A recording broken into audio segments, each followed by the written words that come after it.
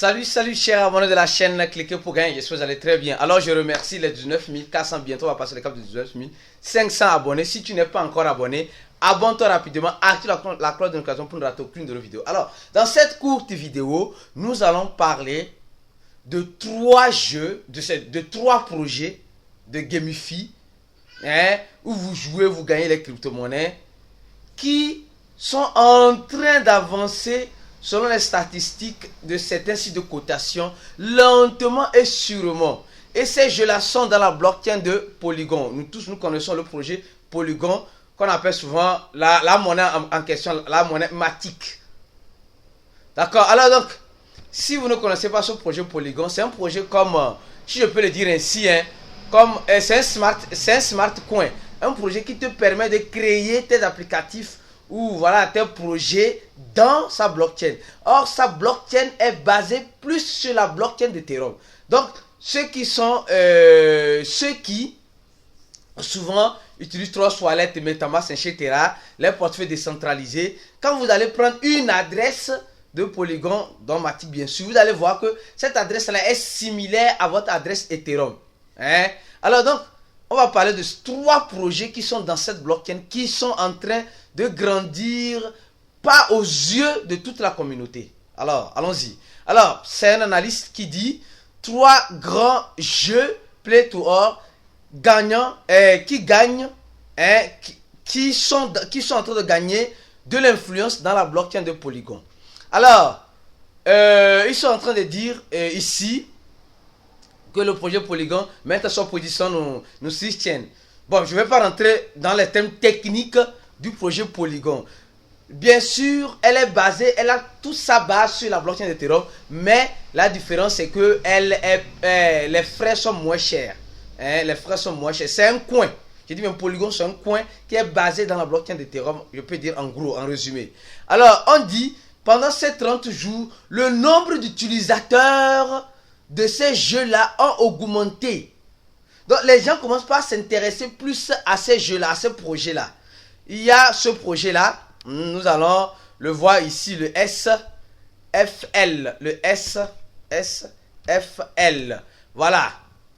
Alors, c'est un projet, voilà l'un des projets. Vous allez voir que ce projet est dans la blockchain de Polygon. Ceux qui veulent mettre ça dans Trust Wallet, souvent c'est le wallet le plus utilisé au MetaMask.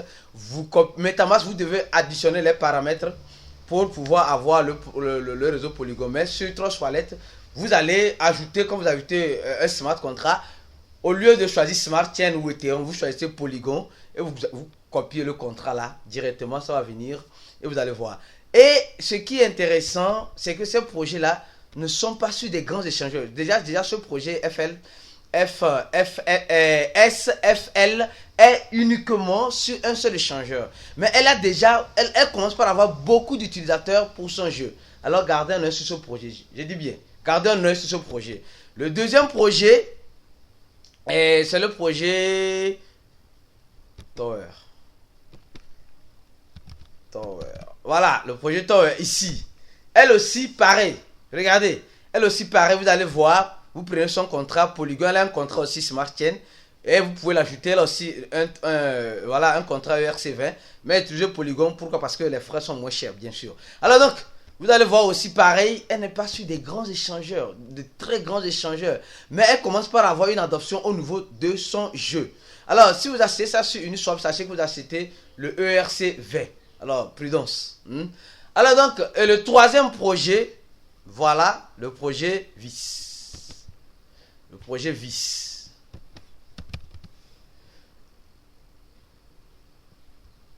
Un instant, non. Oui, et Peggy. Voilà. Peggy. Alors, voilà le troisième projet. Alors, voilà son smart contract Polygon. Et quand vous allez sur Market, vous allez voir l'échangeur sur laquelle elle est listée. Elle est listée sur le desk de Polygon, etc. Donc, voici ces trois projets que vous devez garder à l'œil. Mais, je dis bien, ceci n'est pas un conseil d'investissement. Ceci n'est pas un conseil. Ces trois projets ont été cités par un analyste, bien sûr.